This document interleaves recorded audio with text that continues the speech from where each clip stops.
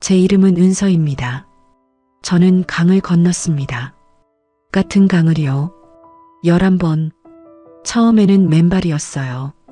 신발이 물에 빠져서요. 두 번째는 한겨울이었습니다.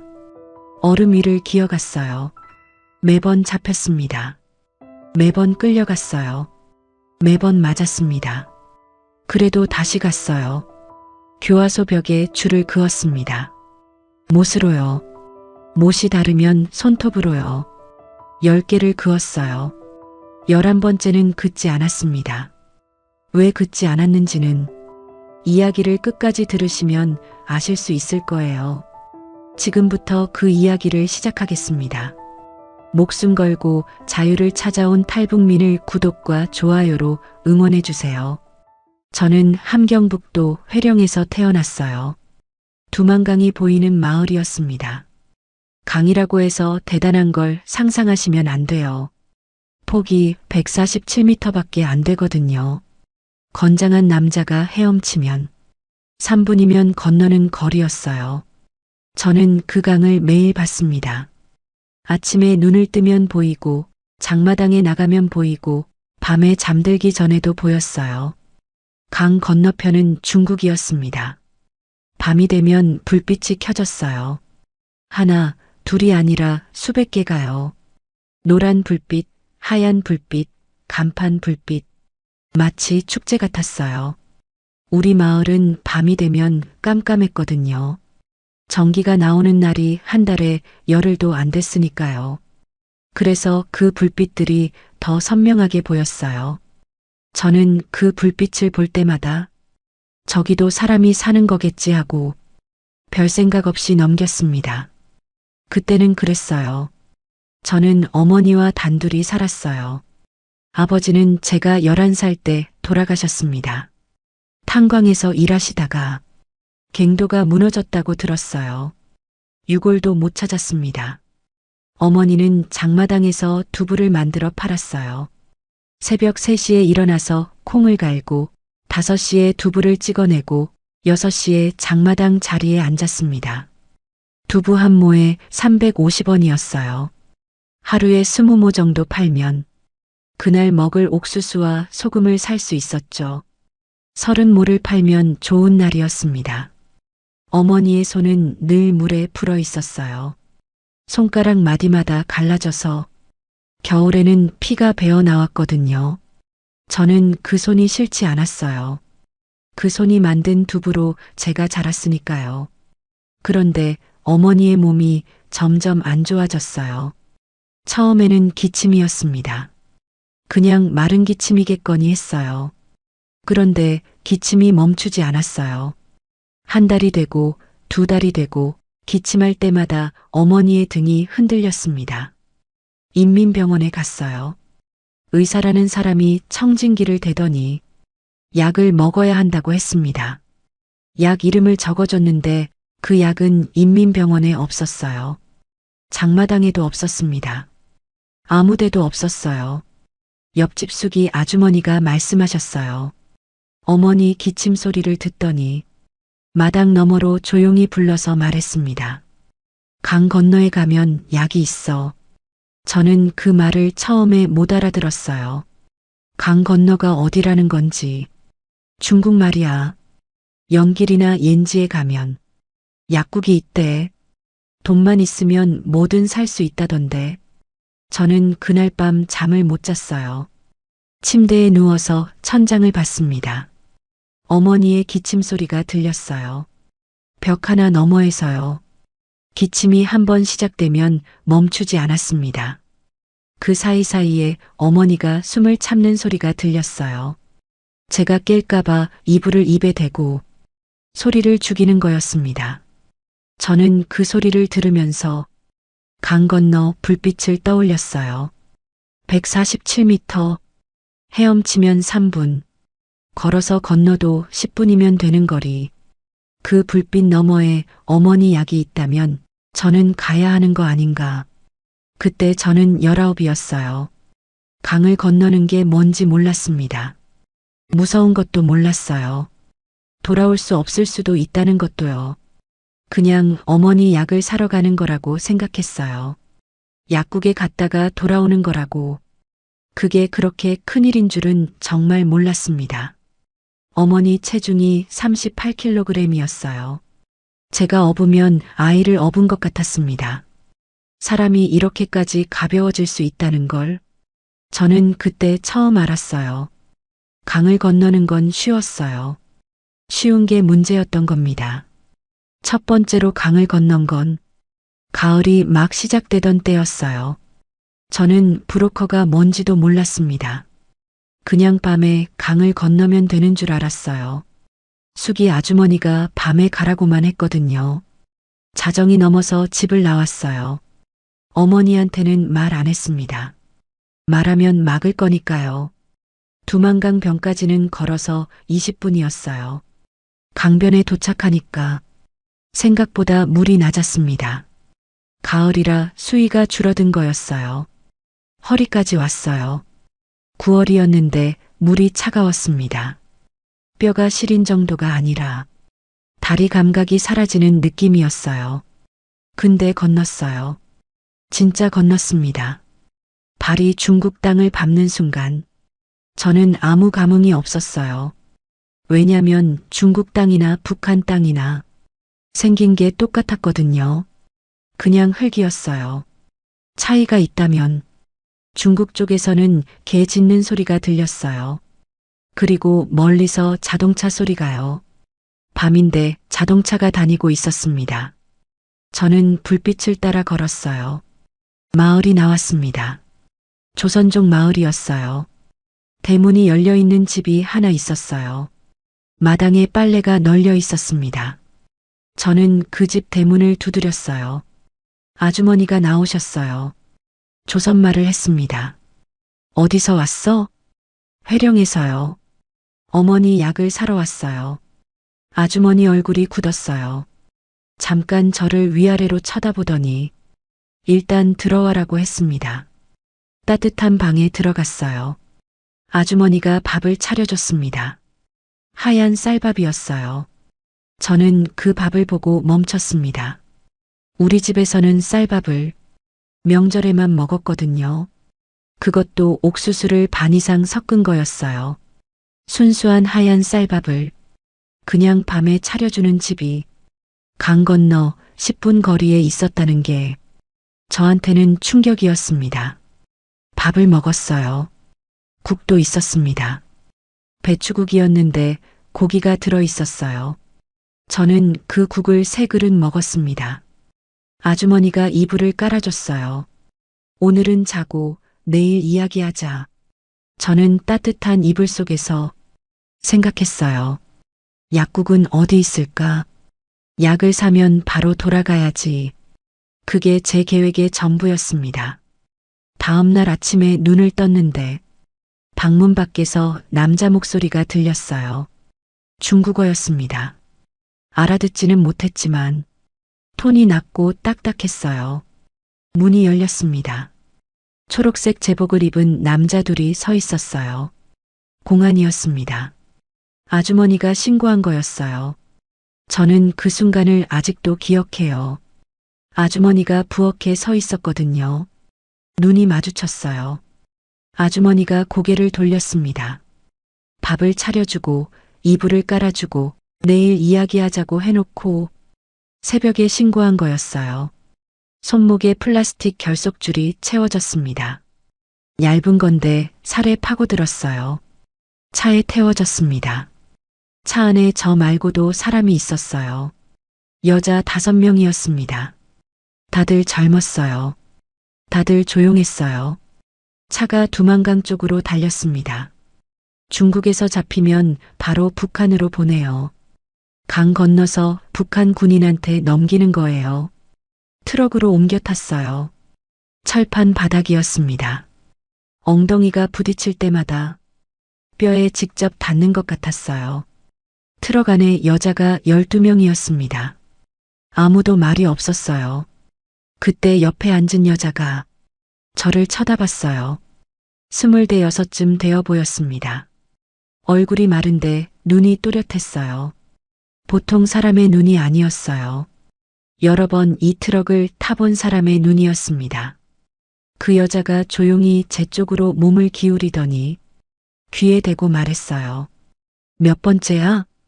저는 작은 소리로 대답했어요. 처음이에요. 그 여자가 웃었어요. 소리 없이요. 입꼬리만 올라갔습니다. 나는 네 번째야. 그 여자 이름이 순옥이었어요. 순옥이가 또 속삭였어요. 다음엔 브로커를 써야 해. 혼자 가면 맨날 이 꼴이야. 저는 고개를 끄덕였어요. 다음이 있을 거라고는 그때 생각도 못했지만요. 트럭이 멈췄습니다. 뒷문이 열렸어요. 군화 소리가 들렸습니다. 쇠 박힌 군화가 자갈을 밟는 소리. 한 발, 두 발, 세 발. 저는 처음으로 군화 소리를 들었어요. 그 소리가 이후 제 인생에서 몇백 번을 더 들릴 줄은 그때는 꿈에도 몰랐습니다. 트럭에서 내리자마자 줄을 세웠어요. 한 줄로요. 12명이 고개를 숙이고 서 있었습니다. 군인이 앞에서부터 한 명씩 이름을 물었어요. 이름, 나이, 출신 지역, 직업. 그리고 마지막 질문. 왜 넘었어? 앞에 서 있던 여자가 대답했어요. 배가 고파서요. 군인이 그 여자의 뺨을 때렸습니다. 아무 예고 없이요. 손바닥이 아니라 주먹이었어요. 그 여자가 쓰러졌습니다. 코에서 피가 났어요. 군인은 다음 사람에게 같은 질문을 했어요. 왜 넘었어? 먹을 게 없어서요. 또 맞았습니다. 이번에는 군화로 배를 걷어찼어요. 저는 줄 끝에서 서서 앞 사람들이 맞는 걸 보고 있었습니다. 심장이 너무 빨리 뛰어서 귀에서 윙윙거리는 소리가 났어요. 제 차례가 왔어요. 왜 넘었어? 저는 대답했습니다. 약을 사러 갔습니다. 군인이 멈칫했어요. 저를 위아래로 봤습니다. 약? 네. 어머니 약이요. 인민병원에 없어서요. 군인이 웃었어요. 코웃음이었습니다. 약을 사러 중국까지 갔다고? 그리고 제 뺨을 때렸습니다. 오른쪽이었어요. 눈앞에 불꽃이 튀었습니다. 귀가 먹먹해졌어요. 남조선 간첩 아니야? 아니에요. 그럼 누가 시켰어? 브로커 이름대. 아무도 안 시켰어요. 혼자 갔어요. 또 맞았습니다. 이번에는 배를 걷어차서 바닥에 쓰러졌어요. 자갈이 볼에 박혔습니다. 신문은 그렇게 끝났어요. 집결소로 보내졌습니다. 집결소는 일반 감옥과 달라요. 탈북자만 모아두는 곳이에요. 방 크기가 4평이었습니다. 거기에 23명이 들어갔어요. 누우면 옆 사람과 어깨가 닿았습니다. 돌아눕는 건 불가능했어요. 화장실은 방 구석에 양동이 하나였습니다. 23명이 그 양동이 하나를 썼어요. 냄새는 말 안 해도 아시겠죠? 밥은 하루에 2번 나왔어요. 옥수수 죽이었습니다. 국이라고 부르기도 민망한 물에 옥수수 가루를 조금 풀어놓은 거였어요. 숟가락으로 떠보면 바닥이 보였습니다. 저는 그 죽을 천천히 먹었어요. 빨리 먹으면 더 배가 고프거든요. 한 숟가락을 입에 넣고 30까지 세면서 삼켰습니다. 순옥이를 다시 만난 건 집결소에 들어온 지 이틀째 되는 날이었어요. 운동 시간이라고 해서 마당에 나갔는데 순옥이가 벽 쪽에 서 있었어요. 반가웠어요. 아는 얼굴이 있다는 게 그런 곳에서는 엄청난 위안이거든요. 순옥이가 저를 보더니 웃었어요. 야, 또 왔네. 저는 멋쩍게 웃었어요. 순옥이가 벽 앞으로 데려갔습니다.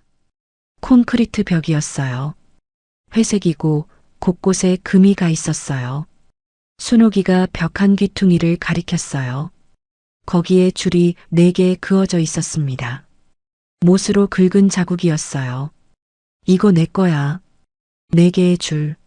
순옥이는 4번째 탈북이었으니까요. 여기 올 때마다 하나씩 그어. 나는 네 번째야. 순옥이가 주머니에서 녹슨 못을 하나 꺼냈어요. 어디서 구했는지 모르겠지만 손바닥만 한 못이었습니다. 너도 그어. 저는 그 못을 받아들었어요. 벽에 갖다 댔습니다. 콘크리트가 단단했어요. 한번 긁으면 하얀 가루가 조금 떨어졌습니다. 같은 자리를 8번, 9번 긁어야 겨우 줄 하나가 남았어요. 첫 번째 줄. 순옥이가 제 옆에서 지켜보고 있었어요. 잘 그었네. 그리고 말했습니다. 5번째는 없을 거야. 다음엔 성공해. 순옥이는 웃으면서 말했어요. 자신한테 하는 말인지 저한테 하는 말인지 분간이 안 됐습니다. 그 웃음이 이상하게도 무겁게 느껴졌어요. 자신 있어서 웃는 게 아니라 웃지 않으면 안 되니까 웃는 것 같았어요. 집결소에서 보름을 있었습니다. 보름 동안 매일 같은 죽을 먹고 같은 양동이를 쓰고 같은 벽을 보며 잤어요. 석방되기 전날 밤 저는 벽에 새긴 제주를 손가락으로 만져봤어요. 콘크리트 위에 파인 한 줄, 손톱 위에 콘크리트 가루가 묻었습니다. 19살의 첫 번째 줄이었어요. 이게 10개가 될 줄은 그때는 정말 몰랐습니다.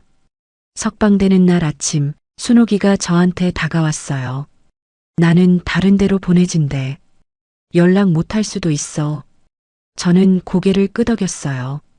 순옥이가 제 손을 잡았습니다. 차가운 손이었어요. 그런데 힘이 있었어요. 다음에 갈 때는 브로커를 써. 혼자 가지 마. 순옥이가 손을 놓았어요. 저는 집결소 문을 나서면서 한번 뒤를 돌아봤습니다. 순옥이가 벽 앞에 서 있었어요. 자기 줄 4개를 바라보고 있었습니다. 그게 마지막이 아니었어요. 순옥이를 몇 번 더 만났으니까요. 하지만 그 모습이 가장 오래 기억에 남았습니다. 벽 앞에 서서 자기 줄을 바라보던 순옥이 그 줄이 몇 개까지 늘어날지 순옥이도 몰랐겠죠. 고향으로 돌아왔어요. 회령이었습니다. 달라진 건 없었어요. 어머니는 여전히 기침을 했고 장마당은 여전히 먼지투성이었고 두만강은 여전히 147m였어요. 달라진 건 딱 하나. 저였습니다. 집에 들어서는데 어머니가 문 앞에 앉아 계셨어요. 두부 만들 콩도 안 갈고 그냥 앉아 계셨습니다. 저를 보더니 일어서셨어요. 안으셨어요. 아무 말 없이요. 그리고 등을 한 대 때리셨어요. 3개요. 미친년. 어딜 갔다 왔어. 어머니는 울지 않으셨어요. 그냥 등을 때리셨어요. 5번, 6번, 7번. 저도 울지 않았어요. 맞으면서 생각했습니다. 약을 못 사왔다고. 다음날 장마당에 나갔어요. 두부를 만들어서 자리에 앉았습니다. 그런데 이상했어요. 평소에 제 옆에 앉던 아주머니들이 자리를 옮겼거든요. 왼쪽에 앉던 감자 아주머니가 3자리나 떨어진 데로 갔어요. 오른쪽 떡 아주머니도 눈을 안 마주치더라고요. 처음에는 몰랐어요. 하루, 이틀 지나면서 알았습니다. 소문이 퍼진 거였어요. 은선의 딸이 강을 건넜다 잡혀왔대. 탈북자 가족. 그 낙인이 찍힌 거예요. 장마당 자리도 뺏겼어요. 인민위원회에서 나온 사람이 이 자리는 다른 사람한테 배정됐다고 했습니다. 아무 설명 없이요. 어머니 두부 자리는 장마당 입구 쪽 좋은 자리였거든요. 사람이 제일 많이 지나가는데요. 그 자리를 잃은 건 수입의 절반을 잃은 거나 마찬가지였어요. 어머니는 아무 말 안 하셨어요. 장마당 구석에 3자리를 잡고 그냥 두부를 팔았습니다. 구석이라 손님이 반으로 줄었어요. 그러던 어느 날이었어요. 저녁에 밥을 먹고 있는데 창밖으로 사람이 지나갔어요. 검은 옷이었습니다. 동네 사람이 아니었어요. 걸음이 달랐거든요. 동네 사람은 터벅터벅 걷는데 그 사람은 일정한 보폭으로 마치 뭔가를 세듯이 걸었어요. 보이부였어요. 다음 날도 봤습니다. 같은 시간, 같은 자리. 우리 집 앞을 천천히 지나갔어요. 사흘째 되는 날 옆집 덕수 아저씨가 담장 너머로 저를 불렀어요. 은서야. 목소리가 낮았어요. 평소 덕수 아저씨는 큰 소리로 농담을 하시는 분이었는데 그날은 달랐어요. 내 이름이 명단에 올라갔다더라. 심장이 멈추는 줄 알았어요. 무슨 명단이요? 보이부, 감시 대상 명단. 한 번 더 움직이면 교화소라더라. 덕수 아저씨가 담장 너머로 손을 내밀었어요. 조그만 종이가 쥐어져 있었습니다. 전화번호였어요. 중국 번호. 이 사람한테 연락해봐. 브로커야. 돈은 300위안이래. 저는 그 종이를 받았어요. 손이 떨렸습니다. 그날 밤 어머니 기침이 또 시작됐어요. 이번에는 기침 사이에 컥 하는 소리가 났습니다. 뭔가 걸리는 소리. 저는 벽 너머로 듣고 있었어요. 300위안. 브로커 비용. 돈을 어디서 구하지? 두부를 팔면 한 달에 북한 돈으로 1만 5천 원 정도 벌었어요. 300위안은 중국 돈으로 북한 돈으로 바꾸면 약 30만 원. 두부를 20달을 팔아야 하는 돈이었습니다. 근데 장마당 자리도 뺏겼잖아요. 구석에서 팔면 한 달에 10,000원도 안 됐어요. 30만 원이면 30달. 2년 반. 어머니 기침은 2년 반을 기다려주지 않을 거였어요. 저는 그날 밤 결심했습니다. 돈을 모을 방법을 찾자. 그리고 다시 가자. 보이부 명단이고 뭐고 상관없다고 생각했어요. 어머니 약이 저강 건너에 있으니까요. 브로커한테 연락했어요. 중국 쪽 조선족 마을에 전화를 걸 수 있는 사람을 수소문해서 겨우 연결했습니다. 브로커가 말했어요. 300위안. 강변에서 새벽 3시에 만나. 저는 두부를 더 팔았어요. 새벽 2시에 일어나서 만들고 장마당이 끝나면 마을을 돌며 집집마다 팔았어요. 떠돌이 두부 장수가 된 거예요. 한 달, 2달, 석 달, 300위안을 모았습니다. 그리고 그날 새벽 강변에 나갔어요. 브로커를 만났습니다. 그런데 강변에 저 혼자가 아니었어요. 여자가 3명 더 있었습니다. 브로커가 말한 가격은 300위안이었어요. 문제는 돈을 낸 게 저만이 아니었다는 겁니다. 두 번째 탈북은 허무하게 끝났어요. 브로커를 따라 강을 건넜습니다. 새벽 3시였어요. 이번에는 물이 허벅지까지밖에 안 왔어요. 수위가 낮은 시기를 골라서 간 거였거든요. 저를 포함해서 여자 4명이었어요. 브로커는 중국 쪽에서 온 조선족 남자였는데 나이가 50은 넘어 보였어요. 건너자마자 브로커가 차를 대기시켜 놨더라고요. 소형 트럭이었어요. 짐칸에 올라탔습니다. 이번에는 포승줄이 아니라 내 발로 올라탄 거였으니까 기분이 달랐어요. 도착한 곳은 중국 허룽이라는 동네였어요. 조선족이 많이 사는 곳이었습니다. 브로커가 숙소를 잡아줬어요. 아파트 한 칸이었는데 방 2개짜리였어요. 4명이 한 방을 썼습니다. 여기서 기다려. 내가 일자리를 잡아줄게. 브로커 말이 그거였어요. 일자리를 잡아주겠다. 내일에서 돈을 벌면 그중 절반은 브로커한테 주고 나머지로 살면 된다고. 저는 좋았어요. 돈을 벌면 어머니 약을 살 수 있으니까요. 그런데 사흘째 되는 날 아침 문이 쾅 열렸어요. 공안이었습니다. 누가 신고했는지 모르겠어요. 브로커가 판 건지 이웃이 눈치챈 건지 똑같았어요. 손목에 결속줄, 차에 태워지고 두만강으로 사흘 겨우 사흘이었어요. 300위안 주고 산 사흘. 두 번째 북송이었습니다. 이번에도 집결소에 갔어요. 같은 곳이었어요. 같은 냄새, 같은 양동이, 같은 죽. 벽에 갔습니다. 첫 번째 줄 옆에 두 번째 줄을 그었어요. 못이 남아있더라고요. 지난번에 순옥이가 구석에 숨겨둔 거였어요.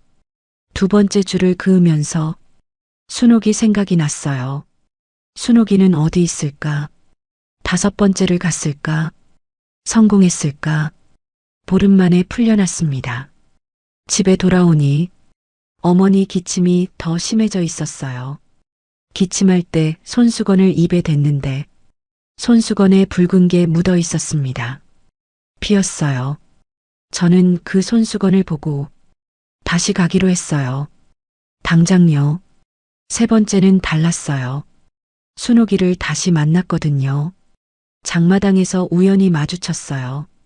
순옥이도 석방돼서 돌아온 거였습니다. 순옥이가 저를 보더니 웃었어요. 야, 너도 아직 여기 있네. 저도 웃었어요. 형도요. 순옥이가 진지한 얼굴로 말했어요. 같이 가자. 이번에는 내가 루트를 알아. 순옥이는 4번의 탈북 동안 나름의 네트워크를 만들어 놨더라고요. 중국 쪽에 숨겨주는 집을 알고 있었어요. 허룩 말고 투먼 쪽으로 가자. 거기에 아는 사람이 있어. 셋째 탈북은 순옥이와 함께였어요. 밤에 강을 건넜습니다. 이번에는 겨울이었어요. 강이 얼어 있었거든요. 얼음 위를 걸었어요. 발밑에서 얼음이 갈라지는 소리가 났습니다. 깍 하는 소리요. 심장이 멈추는 줄 알았어요.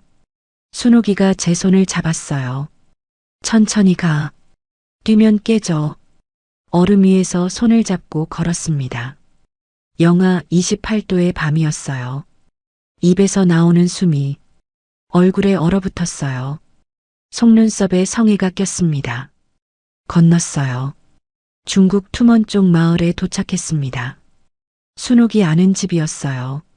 조선족 할머니가 사는 곳이었는데 방이 따뜻했어요. 이번에는 조심했어요. 낮에는 절대 밖에 안 나갔어요. 할머니가 사다 주는 음식만 먹었습니다. 일주일을 버텼어요. 일주일이 지나니까 이번에는 되는 건가 하는 조심스러운 희망이 생겼습니다. 8일째 새벽이었어요.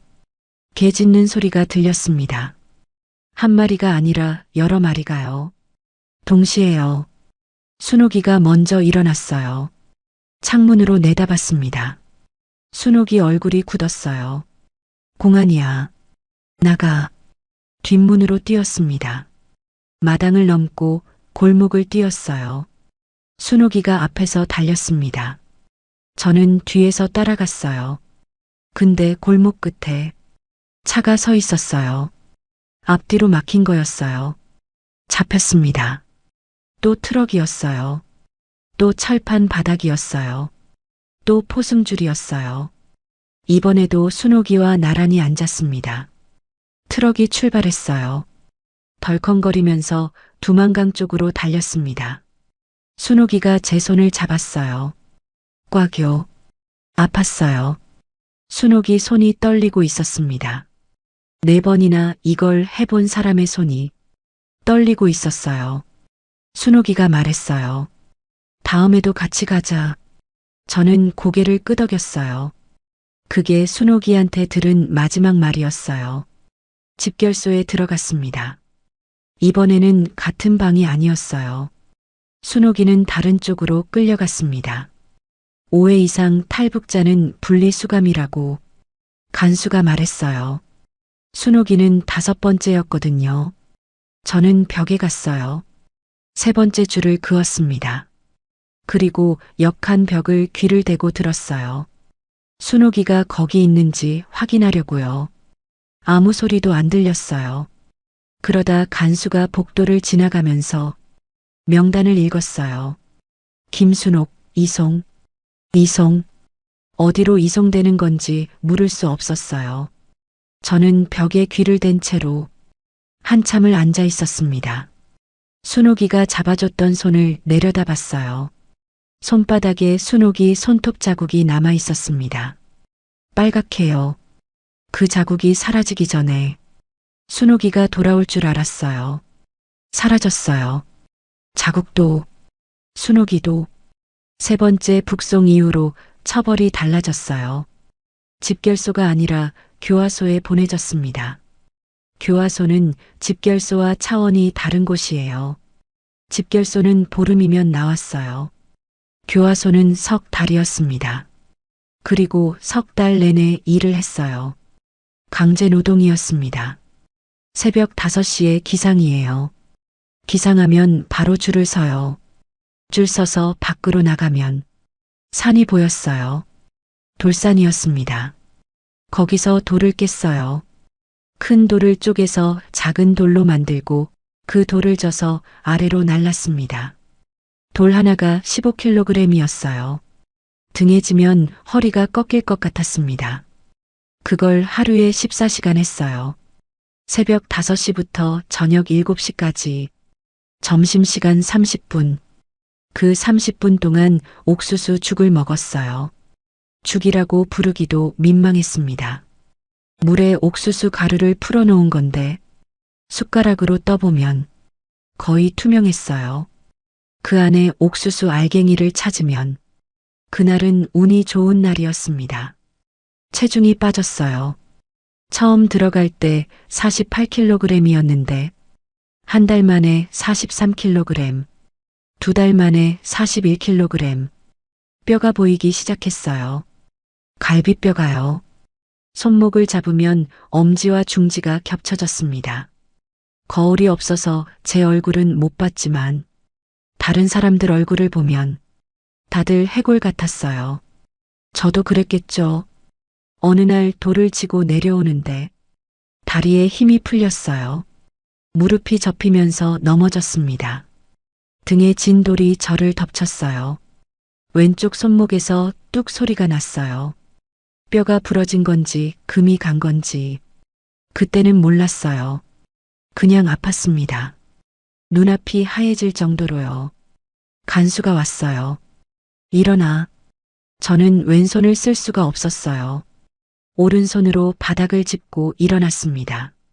돌죠. 왼손이 안 됐어요. 그래서 오른쪽 어깨에만 돌을 올렸습니다. 15kg을 한쪽 어깨에요. 몸이 한쪽으로 기울었어요. 그렇게 남은 시간을 일했습니다. 왼손은 부어올라서 저녁에 보니까 손목이 정상의 2배는 됐어요. 보라색이었습니다. 치료는 없었어요. 교화소에 의무실이 있긴 했는데 약이 없었습니다. 간수가 헝겊 조각을 하나 줬어요. 이걸로 감아. 그게 치료의 전부였어요. 저는 헝겊으로 손목을 감고 다음 날 또 일했습니다. 그 교화소에서 만난 여자가 있었어요. 이름은 기억 안 나요. 나이가 30이 넘어 보였는데 머리카락이 반은 하했어요. 그 여자가 어느 날 밤 제 옆에 누워서 속삭였어요. 너 몇 번째야? 3번째요. 3번째면 아직 괜찮아. 왜요? 5번 이상 잡히면 정치범수용소야. 정치범수용소. 그 이름을 듣는 순간 온몸에 소름이 돋았어요. 정치범수용소는 들어가면 못 나오는 곳이에요. 교화소는 석 달이면 나오잖아요. 정치범수용소는 끝이 없어요. 5년, 10년, 평생. 거기서 죽는 사람이 태반이라는 건 북한 사람이면 누구나 아는 사실이었어요. 5번 전에 성공해야 해. 그 여자가 말했어요. 저는 천장을 보면서 생각했습니다. 3번째, 2번 더 기회가 있다. 4번째와 5번째. 그 안에 성공해야 해. 근데 이상한 건요. 공포보다 다짐이 먼저 왔어요. 무서웠죠. 당연히 무서웠어요. 정치범수용소라는 말이 머릿속에서 울렸으니까요. 근데 동시에 생각했어요. 그럼 더 잘 준비해야지. 더 빨리 가야지. 이번에는 안 잡혀야지. 교화소 석 달이 끝났어요.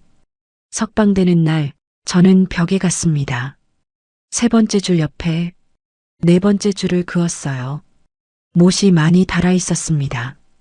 끝이 뭉툭해져서 콘크리트에 잘 안 먹혔어요. 힘을 줘서 그었습니다.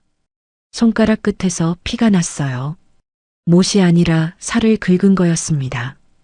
피가 콘크리트 위에 묻었어요. 네 번째 줄 위에 제 피가 섞여 있었습니다. 저는 그 피를 닦지 않았어요. 그게 제 거라는 표시 같았거든요. 여기 온 사람이 있었다.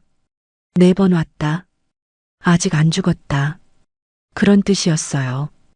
교화소 문을 나서면서 차가운 바람이 얼굴을 때렸습니다. 겨울이 와 있었어요. 왼손목은 아직도 아팠어요. 제대로 붙지 않은 것 같았습니다. 살짝 비틀어져 있었어요. 지금도 왼손목을 보면 약간 튀어나온 데가 있어요. 교화소에서 받은 선물이죠. 집으로 걸어가면서 두만강을 봤습니다. 겨울이라 꽁꽁 얼어 있었어요. 147m. 저는 그 강을 또 건너야 한다고 생각했어요. 네 번째. 이번에는 잡히면 안 된다. 다섯 번째는 정치 범수용소니까 다리가 떨렸어요.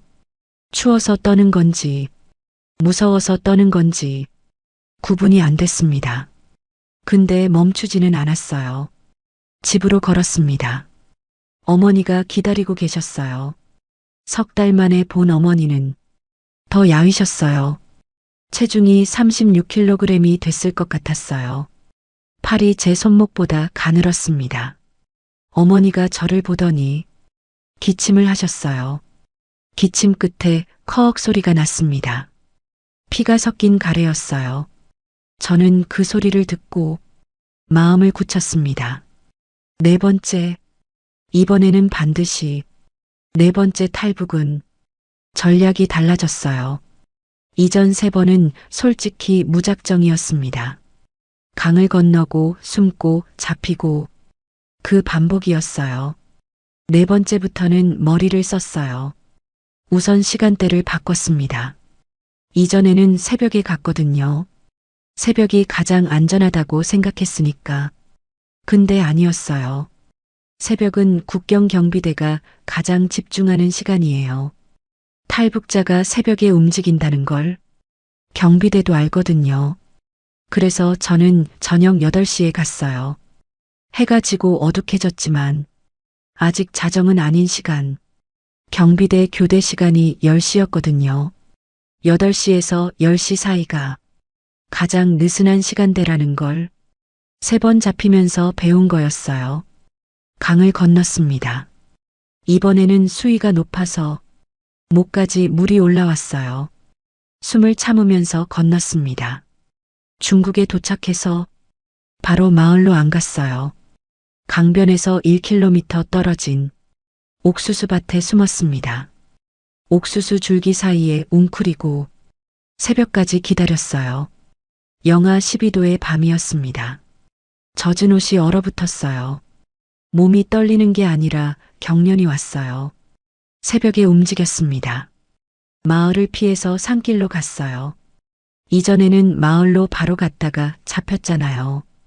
이번에는 사람 없는 길로. 근데 문제는 산길에서 방향을 잃었다는 거예요. 해가 떠도 어디가 어딘지 모르겠더라고요. 반나절을 헤맸어요. 배도 고프고 목도 말랐습니다. 그러다 도로가 나왔어요. 도로를 따라 걸었습니다. 차가 지나갔어요. 저는 나무 뒤에 숨었어요. 차가 멈췄습니다. 남자 2명이 내렸어요. 중국 사람이었습니다. 어이, 거기. 저는 도망치려고 했어요. 근데 다리에 힘이 없었습니다. 하루 넘게 아무것도 안 먹었으니까요. 남자들이 다가왔어요. 저를 위아래로 봤습니다. 탈북자지? 저는 대답을 못했어요. 걱정 마. 우리가 도와줄게. 따뜻한 데 데려다 줄게. 저는 따라갔어요. 선택지가 없었거든요. 얼어 죽느냐, 따라가느냐. 차에 탔습니다. 따뜻했어요. 난방이 나오는 차였습니다.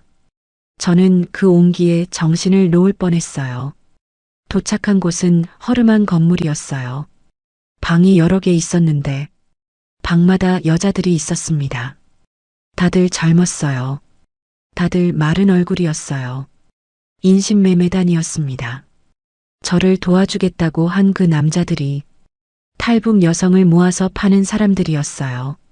방에 갇혔습니다. 문에 자물쇠가 걸렸어요. 창문은 쇠창살이었습니다.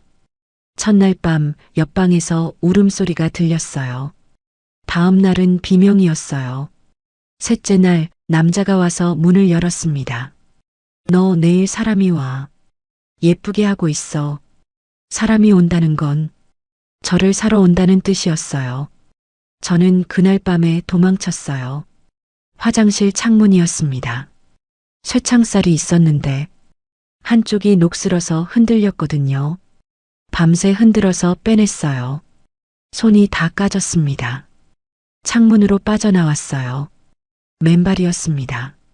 신발이 방에 있었는데 가지러 갈 수 없었어요. 영하의 밤에 맨발로 뛰었어요. 발바닥이 얼어붙은 땅에 닿을 때마다 칼로 베이는 것 같았습니다. 얼마나 뛰었는지 모르겠어요. 정신을 차려보니 도로변이었고 차 헤드라이트가 보였어요. 경찰차였습니다. 공안이요. 네 번째 북송이었어요. 다섯 번째는 더 치밀했어요. 인신매매단에게 당한 뒤로 사람을 안 믿게 됐거든요. 브로커도 안 썼습니다. 혼자 갔어요. 근데 이번에는 중국 내 조선족 마을을 미리 알아뒀어요. 탈북자를 숨겨주는 집이 있다는 정보를 교화소에서 만난 여자한테 들었거든요. 강을 건너서 그 마을로 직행했어요. 조선족 교회였습니다. 목사님이 숨겨주셨어요. 교회 지하실에요. 지하실에 저 말고도 여자 3명이 있었습니다. 석 달을 버텼어요. 석 달이요. 가장 오래 중국에 있었던 시간이었어요. 낮에는 지하실에서 나가지 않았어요. 밤에만 잠깐 마당에 나가서 하늘을 봤습니다. 별이 보였어요. 같은 별인데 중국에서 보면 다르게 느껴졌어요. 석 달째 되던 날 공안이 교회에 들이닥쳤어요. 누군가 밀고 한 거였습니다. 목사님이 체포됐어요. 저도 잡혔습니다. 다섯 번째 북송, 여섯 번째는요, 제가 직접 브로커 네트워크를 만들었어요. 교화소에서 만난 사람들, 장마당에서 소문으로 들은 이름들, 중국 쪽 전화번호들, 그걸 머릿속에 외웠습니다. 종이에 적으면 들키니까요. 전화번호 7개를 외웠어요. 여섯 번째에는 강을 건너서 연기를 거쳐 선양까지 갔어요. 620km요. 기차를 탔습니다.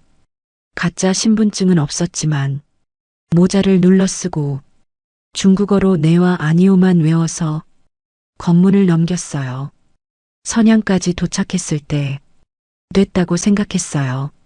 선양이면 동남아 루트를 탈 수 있거든요. 근데 선양역에서 내리자마자 검문이 있었어요. 대규모 검문이었습니다. 탈북자 단속이 강화된 시기였어요. 신분증을 보여달라는 말에 저는 대답을 못했어요. 네와 아니오밖에 모르니까요. 잡혔습니다. 여섯 번째 북송, 교화소 벽에 여섯 번째 줄을 그었어요. 이번에는 울지 않았습니다. 울면 지는 것 같았거든요. 일곱 번째를 준비하고 있었어요. 여섯 번째 줄을 그으면서 일곱 번째 계획을 세우고 있었습니다. 저는 그때쯤 되니까 무서움이 변했어요. 처음에는 무서움이 잡히면 어떡하지였거든요. 여섯 번째쯤 되니까 무서움이 이번에도 못 가면 어떡하지로 바뀌었어요. 잡히는 게 무서운 게 아니라 영원히 못 가는 게 무서운 거였어요. 그 차이가 저를 계속 가게 만들었어요. 7번째는 가장 멀리 갔어요. 그리고 가장 크게 당했습니다. 이번에는 제3국 루트를 시도했어요. 중국만 빠져나가면 된다는 걸 6번의 실패로 깨달았거든요. 중국은 탈북자를 잡아서 북송해요. 근데 라오스나 태국은 달라요. 거기까지만 가면 한국 대사관에 연락할 수 있거든요. 문제는 중국에서 라오스까지 2,500km라는 거였어요. 기차, 버스, 도보, 모든 수단을 써야 했습니다. 강을 건너서 중국에 들어갔어요. 이번에는 연길에서 버스를 탔습니다. 쿤밍행이었어요. 30시간짜리 장거리 버스. 버스 안에서 잠을 잤어요. 중국 사람들 사이에 섞여서요. 모자를 쓰고 선글라스를 끼고 중국 잡지를 펼쳐놓고 자는 척했어요. 잡지가 거꾸로 됐는지도 몰랐지만 아무도 신경 안 썼어요. 쿤밍에 도착했습니다. 거기서 브로커를 만났어요. 중국 쪽 브로커였는데 라오스 국경까지 데려다 주겠다고 했어요. 비용은 500위안. 브로커 차를 타고 쿤밍에서 남쪽으로 내려갔습니다. 국경 근처 작은 마을에 도착했어요. 브로커가 말했어요. 여기서부터는 걸어야 해. 산을 넘으면 라오스야. 산길을 걸었어요. 밤이었습니다. 열대 기후라서 밤인데도 땀이 났어요. 북한과는 완전히 다른 공기였습니다. 산을 하나 넘고 2개 넘고 3번째 산 중턱에서 손전등 빛이 보였어요. 중국 변방 순찰대였습니다. 멈춰. 중국어였어요. 저는 뒤돌아서 뛰었습니다. 산길을 내리뛰었어요. 가시던 불에 온몸이 긁혔습니다. 잡혔어요. 이번 북송은 달랐습니다. 7번째였거든요. 5번을 넘겼어요. 정치범수용소 기준을 넘긴 거예요. 근데 정치범수용소로 가지는 않았어요. 대신 교화소에서 특별신문을 받았습니다. 독방에 넣어졌어요. 독방 크기가 1평이었습니다. 누우면 벽에 발이 닿았어요. 앉으면 반대쪽 벽에 등이 닿았어요. 창문은 없었습니다. 천장에 전구 하나. 24시간 켜져 있었어요. 밤인지 낮인지 알 수 없었습니다. 신문이 시작됐어요. 내가 남조선 간첩이냐? 아닙니다. 7번이나 넘은 건 누가 시켰어? 아무도 안 시켰습니다. 거짓말. 물이 왔어요. 물고문이었습니다. 얼굴에 천을 덮고 위에서 물을 부었어요. 숨을 쉴 수가 없었습니다. 코와 입으로 물이 들어왔어요. 10초, 20초, 30초, 숨이 끊기기 직전에 천을 떼었어요. 저는 바닥에 엎어져서 물을 토해냈습니다. 누가 시켰어? 아무도요. 또 물이 왔어요. 이걸 몇 번 반복했는지 기억 안 나요. 5번이었는지 10번이었는지 어느 순간 정신을 잃었다가 깨어나면 또 물이 왔어요. 신문 끝나고 독방에 돌아오면 바닥에 물이 고여 있었습니다. 제가 토해낸 물이요. 그 위에 누워야 했어요. 체중이 37kg까지 떨어졌어요. 거울은 없었지만 팔뚝을 보면 뼈밖에 없었습니다. 손가락을 펴면 관절 하나하나가 보였어요. 독방에서 한 달을 있었습니다. 어느 날 밤이었어요. 밤인지 낮인지 모르지만 제 감각으로는 밤이었습니다. 벽에 기대 앉아 있는데 벽 너머에서 소리가 들렸어요. 노래였습니다. 여자 목소리였어요. 아주 작게요. 거의 안 들릴 정도로 아리랑이었어요. 근데 그 멜로디가 순옥이가 부르던 방식이었습니다. 순옥이는 아리랑을 부를 때 아리랑 아리랑 아라리오에서 아라리오를 길게 빼거든요. 보통 사람보다 2배쯤 길게. 벽 너머 노래가 딱 그 방식이었어요. 저는 벽에 귀를 대고 들었습니다. 심장이 너무 빠르게 뛰었어요. 순옥이인가? 순옥이가 여기 있는 건가? 노래가 멈췄어요. 저는 벽을 톡톡 두드렸습니다. 2번, 벽 너머에서 톡톡 2번이 돌아왔어요. 저는 울었습니다. 1달 만에 처음으로요. 소리 없이요. 그런데 그게 순옥이었는지는 끝내 확인하지 못했어요. 다음 날 벽 너머는 조용했습니다.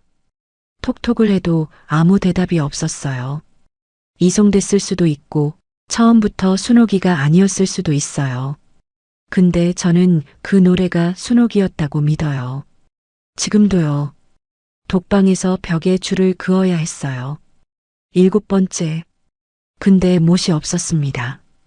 독방에는 아무것도 없었거든요. 저는 손톱으로 그었어요.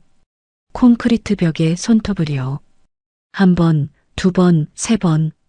같은 자리를 반복해서 긁었습니다. 손톱이 갈라졌어요. 피가 났습니다. 그래도 멈추지 않았어요. 줄 하나를 완성하는데 이틀이 걸렸어요. 7번째 줄. 피와 손톱 조각이 섞인 줄이었습니다. 저는 그 줄을 보면서 생각했어요. 순옥이, 나 아직 여기 있어. 아직 안 죽었어. 독방에서 석 달을 더 있었습니다. 합치면 넉 달이었어요. 석방되는 날 저는 걸을 수가 없었어요. 다리 근육이 거의 없어졌거든요. 벽을 짚고 일어나서 한 발 한 발 교화소 문을 나왔습니다. 바깥 공기가 차가웠어요. 근데 그 차가운 공기가 그렇게 달콤한 줄 몰랐어요. 폐 깊숙이 들이마셨습니다. 그리고 생각했어요. 8번째, 고향으로 돌아오는 길이 예전보다 멀게 느껴졌어요. 다리가 약해져서 그랬을 수도 있고 마음이 무거워서 그랬을 수도 있어요. 회령에 도착했습니다. 집은 그대로였어요. 어머니도 그대로 계셨어요. 아니, 그대로가 아니었습니다. 더 작아지셨어요. 어머니는 저를 보고도 바로 안으시지 않았어요. 먼저 제 얼굴을 한참 보셨습니다. 내가 맞냐? 저는 거울을 본 적이 없었으니까 제 얼굴이 얼마나 변했는지 몰랐어요. 근데 어머니 반응을 보니까 많이 변했나 봐요. 어머니가 그때서야 안으셨어요. 어머니 팔이 너무 가벼웠습니다. 안고 있는데 사람을 안고 있는 건지 바람을 안고 있는 건지 모르겠었어요. 며칠 쉬었습니다. 밥을 먹고 잠을 자고 체중이 조금 돌아왔어요. 37에서 39kg 정도. 장마당에 나갔어요. 두부를 다시 만들어야 하니까요. 장마당 구석에서 두부를 팔고 있는데 아주머니 한 명이 다가왔어요. 처음 보는 얼굴이었습니다. 근데 어딘가 낯이 익었어요. 너 은서지? 네. 순옥이 어머니야. 저는 멈췄어요. 두부를 자르던 손이 멈췄습니다. 순옥이 어머니. 순옥이를 마지막으로 본 게 3번째 북송 때 트럭 아니었으니까 벌써 한참 전이었어요. 순옥이 소식 들었니? 저는 고개를 저었어요. 순옥이 어머니의 얼굴이 일그러졌습니다. 순옥이가 죽었어. 장마당 소음이 갑자기 멀어졌어요. 사람들 목소리, 물건 부딪히는 소리, 전부 물속에서 듣는 것처럼 뭉개져서 들렸습니다. 어디서요? 정치범수용소. 요덕이래. 5번째 잡혀서 거기로 보내졌는데 겨울에 죽었다더라. 요덕 정치범수용소. 순옥이가 거기 갔다는 거, 거기서 죽었다는 거. 저는 두부칼을 내려놓았어요. 손이 떨려서요. 순옥이 어머니가 말을 이었어요. 같이 잡혔던 여자가 나중에 풀려나서 전해줬어. 순옥이가 마지막에 너 이야기를 했다더라. 뭐라고 했는데요? 걔가 있대. 은서라는 애가 있는데 걔는 꼭 갈 거래. 걔는 되면 걔가 우리 이야기를 해줄 거래. 저는 장마당 바닥에 주저앉았어요. 사람들이 지나가면서 쳐다봤지만 신경 쓸 수가 없었어요. 순옥이, 트럭에서 같이 가자고 했던 순옥이, 벽에 줄 긋는 법을 알려준 순옥이, 얼음 위에서 제 손을 잡아준 순옥이, 그 순옥이가 요덕에서 죽었다는 거.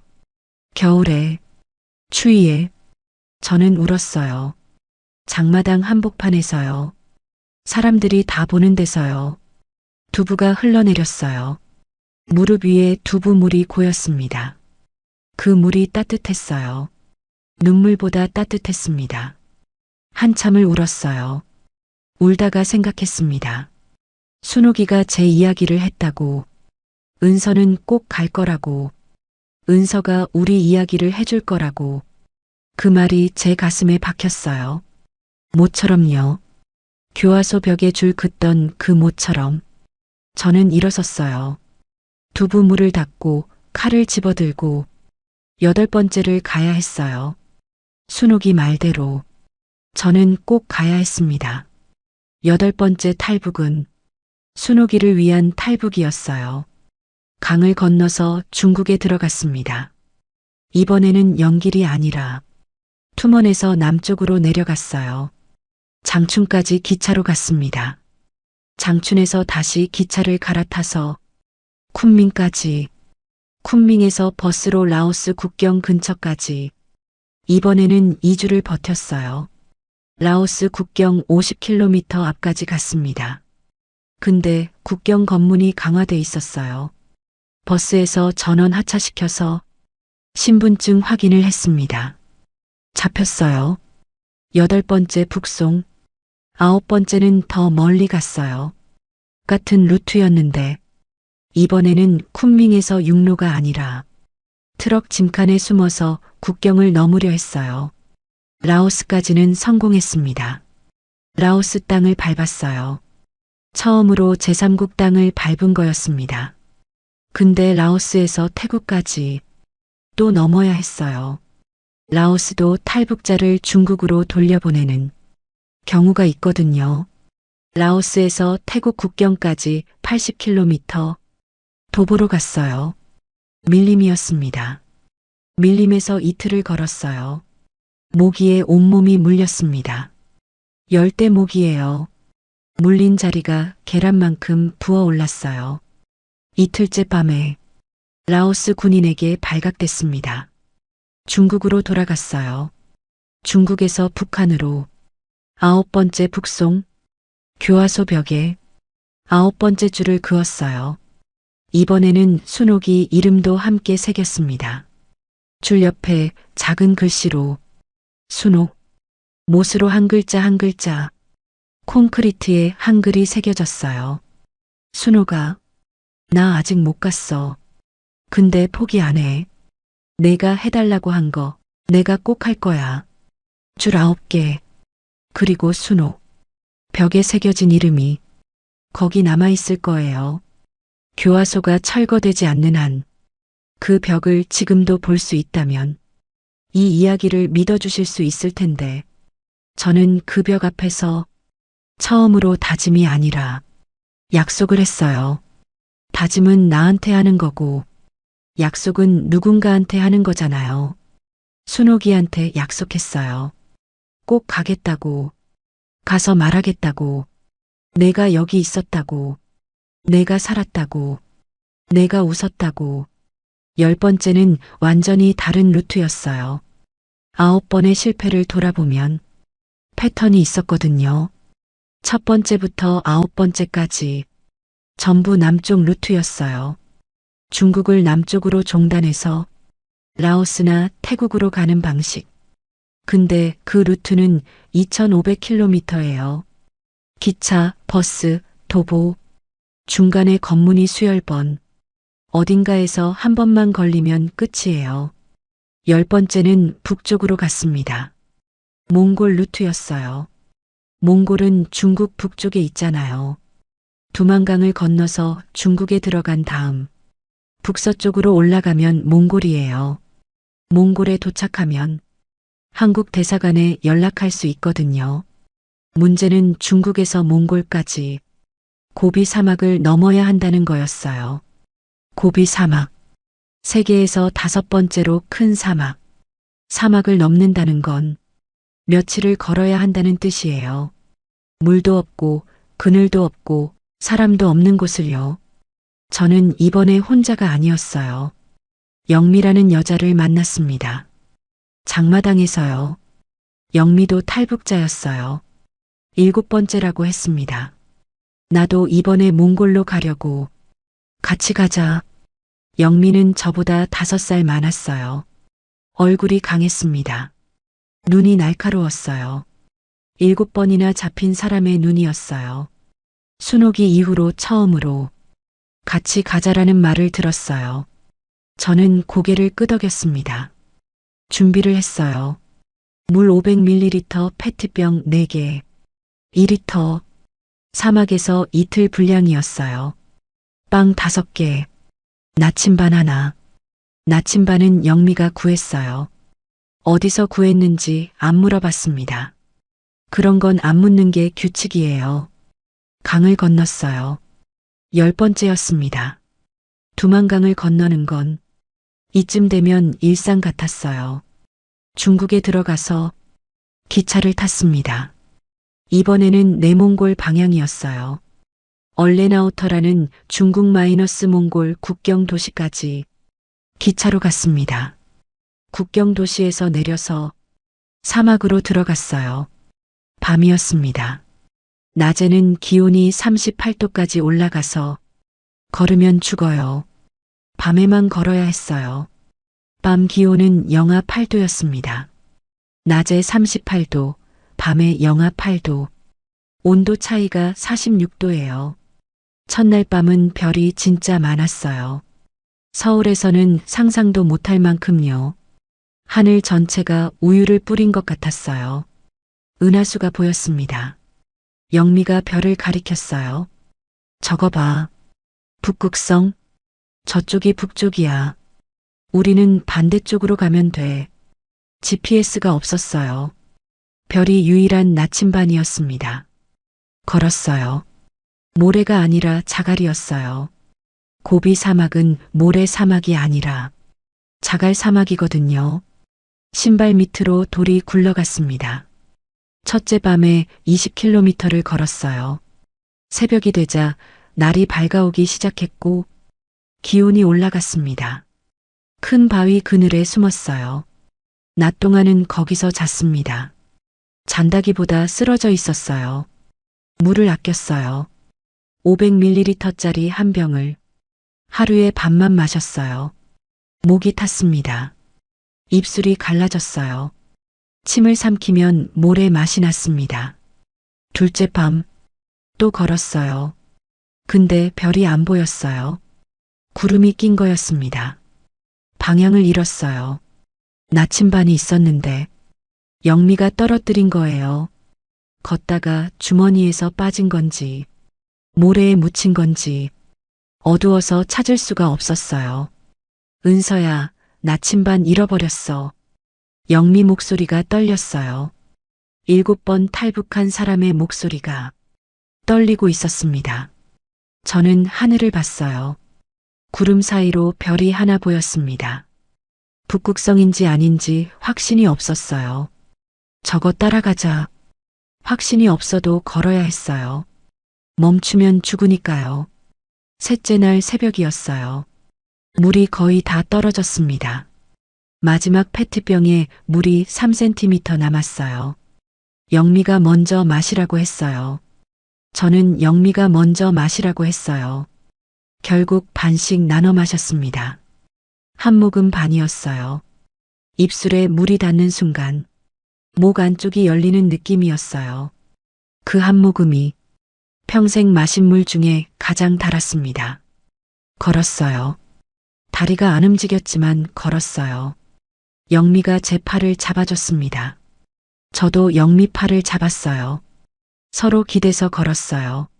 사막 한가운데서 두 여자가 팔을 끼고 걸었습니다. 그때 멀리서 불빛이 보였어요. 저거 뭐야? 차 헤드라이트였습니다. 근데 기뻐할 수가 없었어요. 몽골 쪽 차인지 중국 쪽 차인지 모르니까요. 차가 다가왔어요. 점점 가까워졌습니다. 차가 멈췄어요. 문이 열렸습니다. 초록색 제복이었어요. 중국 변방 군인이었습니다. 몽골 국경까지 50km, 50km만 더 가면 됐어요. 근데 50km 전에서 잡혔습니다. 영미가 제 손을 꽉 잡았어요. 순옥이처럼요. 미안해, 은서야. 저는 대답 못했어요. 목이 너무 말라서 소리가 안 나왔거든요. 10번째 북송. 교화소에 돌아왔어요. 벽에 갔습니다. 10번째 줄을 그었어요. 10개의 줄. 저는 그 줄을 보면서 웃었어요. 미친 사람처럼요. 웃음이 멈추지 않았어요. 간수가 닥쳐라고 소리쳤는데 웃음이 안 멈추더라고요. 왜 웃었는지 모르겠어요. 슬퍼서 웃은 건지, 화가 나서 웃은 건지, 아니면 진짜 미쳐서 웃은 건지. 근데 하나는 확실했어요. 포기는 안 했다는 거. 10개의 줄 앞에서 저는 이미 11번째를 생각하고 있었어요. 50km. 다음에는 그 50km를 넘을 거예요. 10번째가 끝나고 저는 달라졌어요. 이전에는 잡히면 울거나 화를 냈어요. 10번째 이후로는 차분해졌습니다. 교화소에서 나오면서 이번에는 바로 안 갔어요. 준비를 하기로 했습니다. 제대로 10번의 실패가 가르쳐 준 게 있었거든요. 첫째, 중국에서 가장 위험한 건 검문이에요. 검문에서 걸리는 이유는 신분증이 없어서예요. 그럼 신분증을 만들면 돼요. 둘째, 검문에서 중국 사람처럼 보이려면 중국어를 해야 해요. 네와 아니오만으로는 안 되죠. 그럼 중국어를 배우면 돼요. 셋째, 루트를 완벽하게 알아야 해요. 어디서 기차를 타고, 어디서 내리고, 어디서 걸어야 하는지. 그럼 루트를 외우면 돼요. 저는 1년을 준비했습니다. 정확히 347일이요. 먼저 가짜 신분증을 구했어요. 중국 조선족 여성 명의의 신분증이었습니다. 장마당에서 중국 쪽이랑 연결되는 사람을 수소문했어요. 2달 걸렸습니다. 신분증 제작비는 2,000위안이었어요. 2,000위안. 두부를 팔아서는 평생 못 모을 돈이었어요. 저는 다른 방법을 찾았습니다. 장마당에서 물건을 사서 다른 장마당에 되파는 거였어요. 회령 장마당에서 산 건어물을 무산 장마당에 갖다 팔면 차액이 남았거든요. 하루에 벌 수 있는 게 적었지만 347일이면 모을 수 있었어요. 그리고 중국어를 배웠습니다. 회령에는 조선족 출신 사람이 몇 명 있었어요. 그 중에 리 아주머니라는 분이 중국어를 할 줄 아셨습니다. 저는 리 아주머니한테 두부를 매일 갖다 줬어요. 대신 중국어를 가르쳐 달라고 했습니다. 리 아주머니가 웃으셨어요. 두부 주려고 중국어를 배우는 게 아니지? 저는 솔직히 말했어요. 가려고요. 리 아주머니가 한참 저를 보셨어요. 그리고 고개를 끄덕이셨습니다. 매일 밤 1시간씩 배웠어요. 발음이 너무 어려웠습니다. 성조라는 게 있더라고요. 같은 말아도 톤에 따라 뜻이 달라요. 저는 매일 밤 이불 속에서 중국어 단어를 중얼거렸어요. 니하오, 워스 차오시엔주. 아, 이건 안 돼. 나는 조선족이어야 하니까. 워스 옌지런. 나는 연길 사람이야. 300개 단어를 외웠어요. 300개면 간단한 대화는 됐습니다. 어디 가세요? 쿤밍이요. 뭐하러요? 친척 만나러요. 신분증 보여주세요. 네, 여기요. 이 대화를 1000번은 연습했을 거예요. 루트도 외웠습니다. 종이에 적지 않았어요. 머릿속에 지도를 그렸습니다. 두만강 투먼 영길 장춘 쿤밍 라오스 국경 라오스 메콩강 태국 각 구간의 교통편, 기차번호, 출발 시간, 검문 위치 전부 머릿속에 넣었어요. 브로커도 새로 구했습니다. 이번에는 3단계로 나눴어요. 1단계 국경 연길, 브로커 A, 2단계 연길 쿤밍, 혼자, 3단계 쿤밍 라오스 태국, 브로커 B, 단계별로 다른 브로커를 쓰면 한 명이 배신해도 전체 루트가 노출되지 않아요. 10번의 실패가 가르쳐준 지혜였습니다. 영미한테 연락했어요. 영미도 석방돼서 고향에 와 있었습니다. 이번이 마지막이야. 같이 갈래? 영미가 한참 침묵했어요. 은서야. 응. 나는 못 가. 왜? 몸이 안 돼. 사막에서 다친 데가 아직도 안 나았어. 영미가 기침을 했어요. 오래 기침했습니다. 너라도 가. 꼭 가. 저는 전화를 끊고 한참 앉아 있었어요. 순옥이도 못 갔고 영미도 못 가고 저 혼자 가는 거였어요. 출발 전날 밤이었습니다. 어머니는 이미 아셨어요. 10번을 갔다 왔으니까 눈치를 못 채실 리가 없죠. 어머니가 밥을 차려주셨어요. 하얀 쌀밥이었습니다. 어디서 구하셨는지 모르겠어요. 쌀밥을 구하려면 장마당에서 엄청 비싸거든요. 먹어라. 저는 쌀밥을 먹었어요. 한 숟가락 한 숟가락. 천천히 먹었습니다. 어머니가 맞은편에 앉아 저를 보고 계셨어요. 아무 말 없이요. 밥을 다 먹고 숟가락을 내려놓았어요. 어머니가 말씀하셨습니다. 이번에는 돌아오지 마. 저는 어머니를 봤어요. 가면 가는 거야. 돌아오지 마. 어머니 목소리가 떨리지 않았어요. 이상할 정도로 단단했어요. 저는 고개를 숙였습니다. 네. 그날 밤 교화소 벽이 아니라 제 방 벽을 봤어요. 줄은 없었습니다. 이 벽에는 한 번도 긋지 않았으니까요. 11번째 줄을 긋지 않았어요. 교화소 벽에도 제 방 벽에도 이번에는 돌아오지 않을 거니까요. 줄은 돌아온 사람이 긋는 거예요. 돌아오지 않을 사람은 긋지 않아도 되는 거예요. 새벽 2시에 집을 나왔습니다.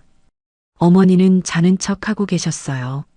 숨소리가 너무 고르셨거든요. 진짜 주무시는 게 아니라 깨어서 숨을 참고 계신 거였어요. 저는 문을 닫고 두만강 쪽으로 걸었습니다. 11번째, 마지막, 새벽 3시, 두만강변에 도착했어요. 11번째로 이 강을 봤습니다. 물소리가 들렸어요. 찰랑찰랑. 봄이라서 얼음이 녹아 물이 흐르고 있었습니다. 1단계 브로커가 기다리고 있었어요. 조선족 남자였는데 이름은 모릅니다. 이름을 안 물어보는 게 규칙이에요. 준비됐어? 네. 강에 들어갔어요. 물이 차가웠습니다. 봄이라고 해도 두만강 물은 뼈를 깎는 것 같았어요. 허리까지 올라왔습니다. 근데 이번에는 달랐어요. 처음 강을 건널 때는 다리가 떨려서 넘어질 뻔했거든요. 11번째는 떨리지 않았어요. 이 물의 온도를, 이 바닥의 감촉을, 이 어둠의 깊이를 10번이나 느껴봤으니까요. 건넜습니다. 중국 땅에 발을 디뎠어요. 브로커가 차를 대기시켜놨습니다. 차에 탔어요. 연길까지 3시간. 차 안에서 신분증을 확인했어요. 사진 속 여자는 저보다 살짝 통통했지만 비슷하게 보일 수 있었어요. 이름은 왕메이란. 27세. 옌지 출신. 연길에 도착했습니다. 브로커가 기차역 앞에서 내려줬어요. 여기서부터는 혼자야. 행운을 빌어. 2단계. 연길에서 쿤밍까지. 혼자. 기차역에 들어갔어요. 사람이 많았습니다. 중국 사람들 사이에 섰어요. 표를 샀습니다. 창구에서 중국어로 말했어요. 쿤밍, 일장. 목소리가 떨리지 않게 연습한 문장이었어요. 1000번 연습한 보람이 있었습니다. 기차에 올라탔어요. 30시간짜리였습니다. 좌석은 딱딱한 의자였어요. 침대칸은 비싸서 못 탔거든요. 딱딱한 의자에 30시간. 엉덩이가 아팠지만 그런 건 아무것도 아니었어요. 기차가 출발했습니다. 영길, 장춘, 정저우, 쿤밍. 중간에 역을 많이 지났어요. 가장 무서웠던 건 장춘역이었어요. 장춘에서 검문이 있었거든요. 공안이 객실을 돌면서 신분증을 확인했습니다. 공안이 제 앞에 섰어요. 신분증. 저는 웃으면서 신분증을 건넸어요. 웃으면서가 중요했어요. 긴장하면 티가 나니까요. 공안이 신분증을 받습니다. 사진을 보고 저를 보고 다시 사진을 보고 3초, 5초, 7초. 시간이 멈춘 것 같았어요. 어디가? 쿤밍이요. 친척 만나러요. 1000번 연습한 대답. 성조도 틀리지 않았어요. 공안이 신분증을 돌려줬습니다. 됐어. 다음 사람한테로 갔어요. 저는 창밖을 봤습니다. 기차가 달리고 있었어요. 풍경이 빠르게 지나갔습니다. 손이 떨리고 있었어요. 주먹을 쥐어서 멈추려 했지만 안 멈추더라고요. 근데 입꼬리는 올라가 있었어요. 됐다. 넘었다. 30시간이 지났어요. 쿤밍역에 도착했습니다. 역에서 내리자마자 3단계 브로커를 만나기로 한 장소로 갔어요. 역 앞 편의점이었습니다. 2시간을 기다렸어요. 아무도 안 왔습니다. 1시간 더 기다렸어요. 3시간. 안 왔어요. 브로커가 안 온 거였습니다. 배신당한 건지, 잡힌 건지, 그냥 안 온 건지. 이유는 모르겠어요. 쿤밍역 앞에서 저는 혼자 서 있었습니다. 3단계 루트가 사라진 거였어요. 쿤밍에서 라오스까지 어떻게 가야 하는지 브로커만 알고 있었거든요. 심장이 빠르게 뛰었어요. 땀이 났습니다. 쿤밍 기온이 26도였는데 등이 축축했어요. 여기서 멈추면 끝이에요. 10번째처럼 또 잡혀요. 11번째 줄을 그어야 해요. 아니, 11번째는 긋지 않기로 했잖아. 저는 편의점에서 지도를 샀어요. 중국어 지도였습니다. 글자를 다 읽지는 못했지만 길과 국경선은 알아볼 수 있었어요. 쿤밍에서 남쪽으로 모안이라는 국경 도시까지 버스로 갈 수 있었어요. 저는 버스표를 샀습니다. 모안 1장. 혼자 가는 거였어요. 처음부터 끝까지 모안에서 내렸어요. 중국과 라오스 국경 도시였습니다. 국경을 합법적으로 넘을 수는 없었어요. 여권이 없으니까요. 가짜 신분증은 중국 안에서만 통하지 국경에서는 여권이 필요하거든요. 밤을 기다렸습니다. 모안 외곽의 작은 숙소에서 하룻밤 자고 자정에 움직였어요. 국경 검문소를 피해서 산길로 넘어갔습니다. 밀림이었어요. 라오스에 들어갔어요. 라오스 땅을 밟는 건 2번째였습니다. 9번째 때도 라오스까지 갔었으니까요. 근데 이번에는 라오스에서 멈추면 안 됐어요. 라오스도 탈북자를 보호해주지 않거든요. 태국까지 가야 했어요. 라오스에서 태국까지는 메콩강을 건너야 했습니다. 메콩강. 두만강과는 차원이 다른 강이었어요. 두만강은 147m잖아요. 메콩강은 넓은 곳이 수백 미터예요. 제가 건너야 할 지점은 폭이 200m였습니다. 200m.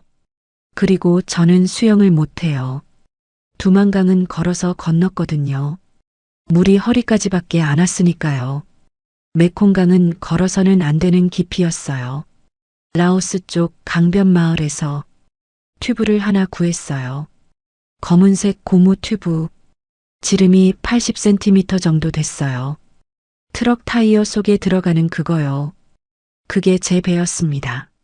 새벽 4시. 아직 어두웠어요.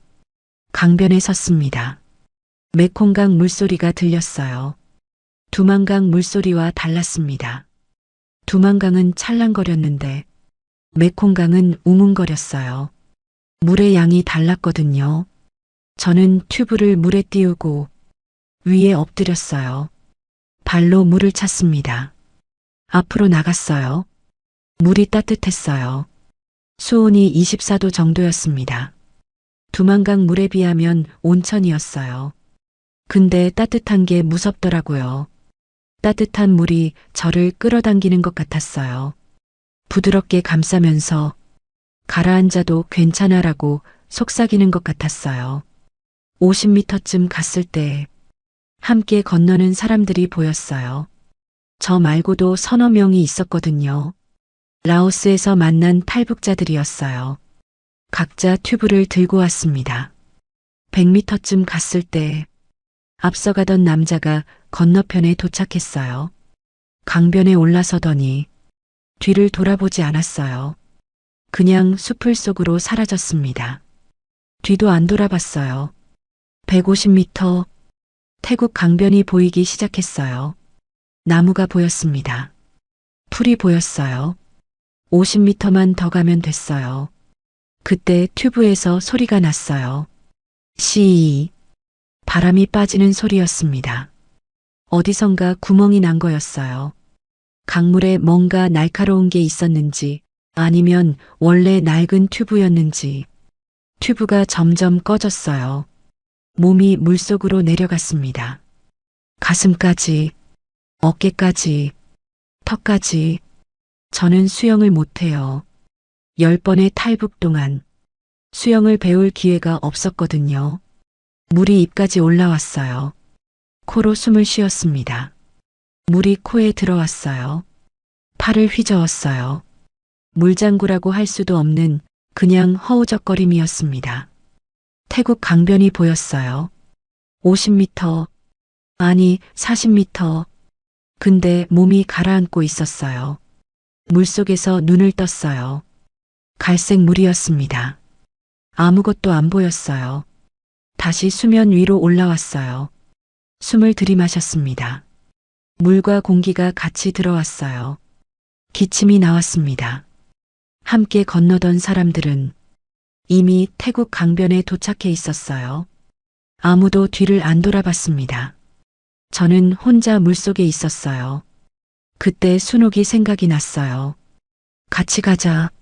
순옥이가 트럭에서 한 말. 얼음 위에서 손을 잡아주며 한 말. 같이 가자. 저는 팔을 저었어요. 수영이 아니라 그냥 물을 때렸어요. 다리를 찼어요. 물이 튀었습니다. 30m, 20m. 오른손이 뭔가에 닿았어요. 바닥이었어요. 진흙 바닥. 발이 닿았습니다. 무릎까지 물이었어요. 걸었어요. 물을 뚫고 걸었습니다. 다리가 무거웠어요. 옷에 물이 잔뜩 스며서 몸무게가 2배는 된 것 같았어요. 강변에 올라섰어요. 풀 위에 쓰러졌습니다. 하늘이 보였어요. 밝아지고 있었습니다. 새벽이 끝나고 아침이 오고 있었어요. 태국이었습니다. 저는 풀 위에 누워서 숨을 쉬었어요. 들이마시고 내쉬고, 들이마시고 내쉬고. 공기가 달았어요. 물맛이 아니라 공기 맛이 달았습니다. 제 몸무게는 43kg이었어요. 43kg의 여자가 200m 강을 건넌 거였습니다. 수영도 못하면서요. 태국 땅에서 일어났어요. 옷이 젖어서 무거웠지만 걸을 수 있었습니다. 강변에서 도로까지 걸어갔어요. 도로에 나오니까 차가 지나갔습니다. 태국 차였어요. 번호판이 달랐거든요. 중국 차도 아니고 라오스 차도 아닌 저는 도로 옆에 서서 손을 들었어요. 차가 멈춰줄 리 없다고 생각했는데 트럭 한 대가 섰습니다. 태국 아저씨였어요. 말이 안 통했어요. 저는 중국어로 말했습니다. 태국 아저씨는 태국어로 말했어요. 서로 무슨 말인지 몰랐어요. 근데 아저씨가 저를 보더니 타라는 손짓을 했어요. 탔습니다. 차가 달렸어요. 가장 가까운 마을에 내려줬습니다. 경찰서가 보였어요. 저는 경찰서에 들어갔어요. 태국 경찰이 저를 봤습니다. 저는 영어를 몰랐어요. 중국어를 할 줄 알았지만 태국 경찰은 중국어를 몰랐어요.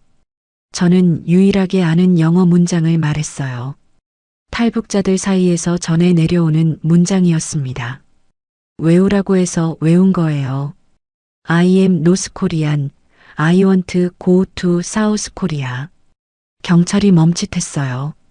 다른 경찰을 불렀습니다. 전화를 걸었어요. 저는 경찰서 의자에 앉아 있었어요. 젖은 옷에서 물이 뚝뚝 떨어졌습니다. 바닥에 웅덩이가 생겼어요. 1시간쯤 지나서 다른 차가 왔어요. 정부 차량이었습니다. 구금시설로 보내졌어요. 태국 이민국 구금시설이었습니다. 감옥이었어요. 또 감옥. 근데 이 감옥은 달랐어요. 물고문이 없었습니다. 강제 노동이 없었어요. 밥이 나왔는데 진짜 밥이었어요. 고기가 있었습니다. 저는 고기를 보고 울었어요. 울면서 먹었습니다. 구금시설에서 한국 대사관에 연락을 했어요.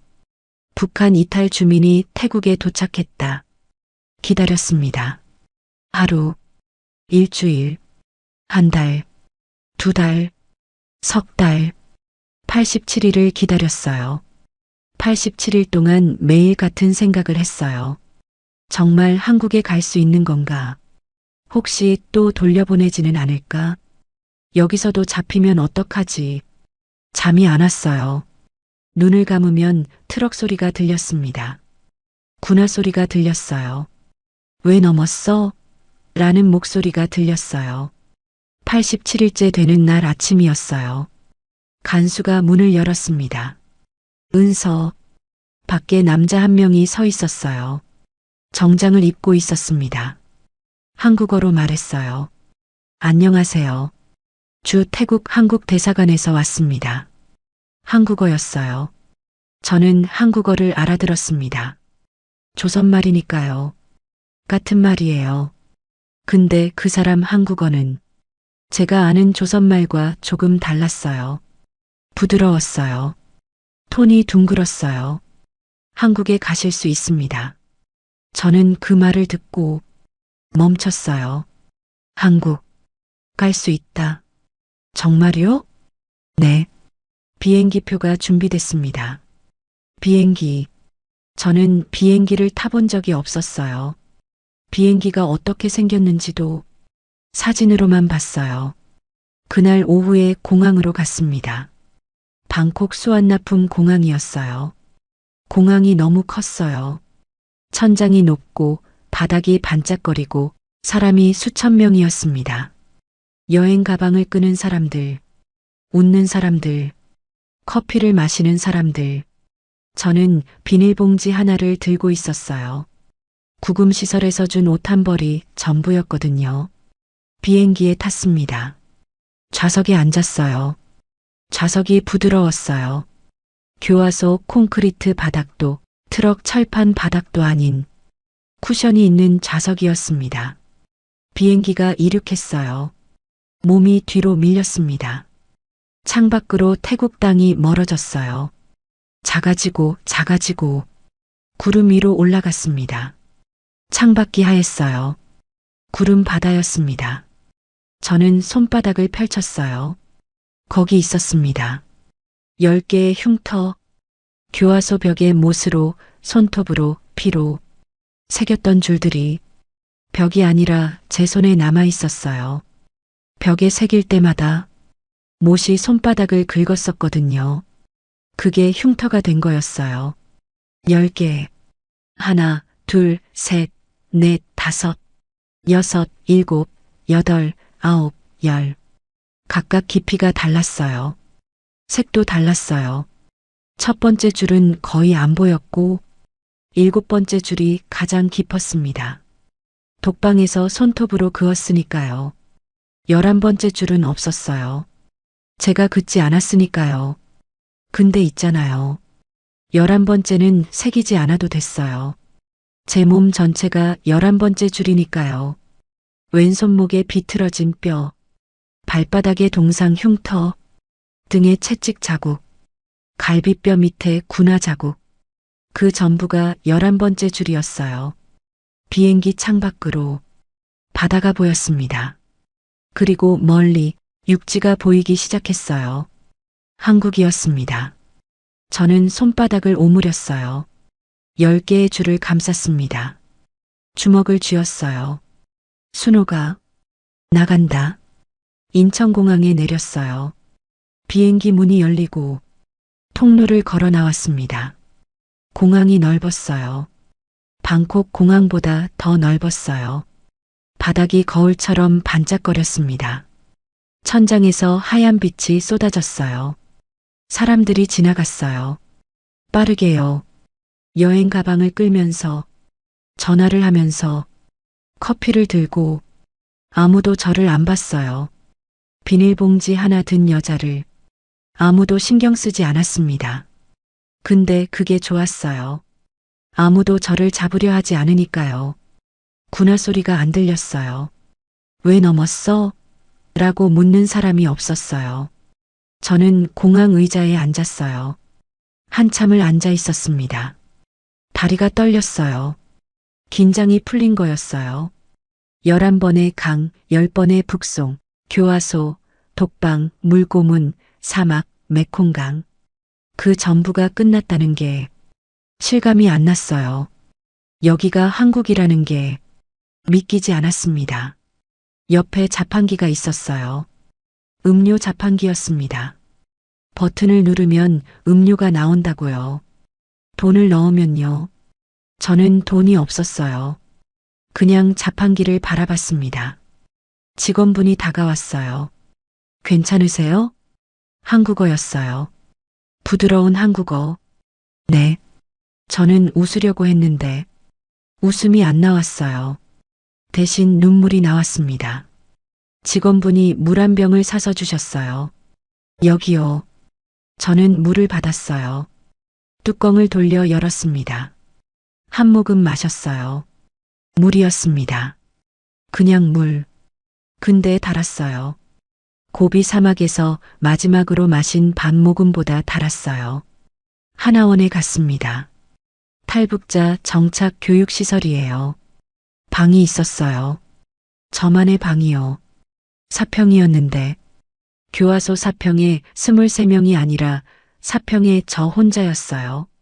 침대가 있었어요. 이불이 있었어요. 베개가 있었어요. 저는 침대에 누워서 천장을 봤습니다. 하얀 천장이었어요. 콘크리트가 아니라 하얀 벽지. 줄이 하나도 없었습니다. 깨끗했어요. 저는 그 깨끗한 천장을 보면서 울었어요. 한참을 울었어요. 왜 울었는지 아세요? 슬퍼서가 아니었어요. 기뻐서도 아니었어요. 순옥이가 이 천장을 못 보니까요. 순옥이는 마지막까지 콘크리트 천장이었을 거예요. 요덕 정치범 수용소의 차가운 콘크리트. 그 천장 아래서 죽었을 거예요.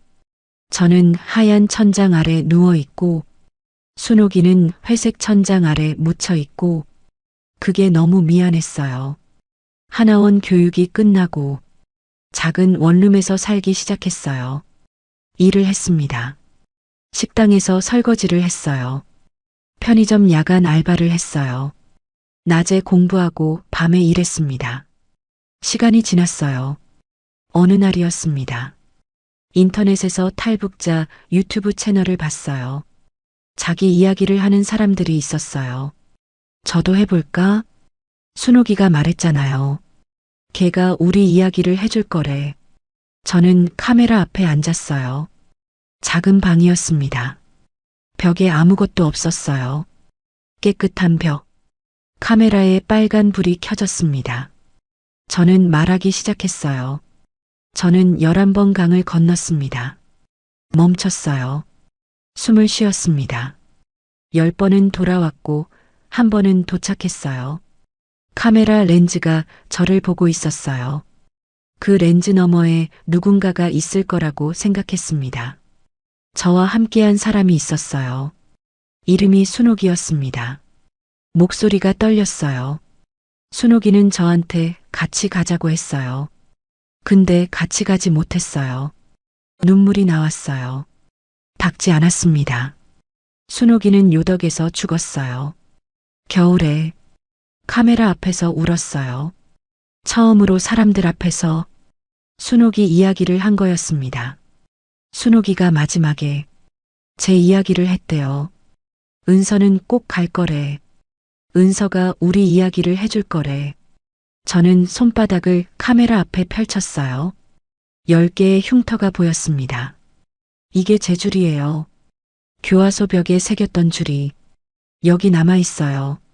10개예요. 11번째는 안 새겼어요. 이번에는 돌아오지 않으니까요. 카메라를 봤습니다. 순호가 나 도착했어. 내 이름도 가져왔어. 저는 손바닥을 오므렸어요. 10개의 줄을 감쌌습니다. 이 줄들은 아직도 선명해요. 지울 생각은 없어요. 카메라 빨간 불이 깜빡였습니다.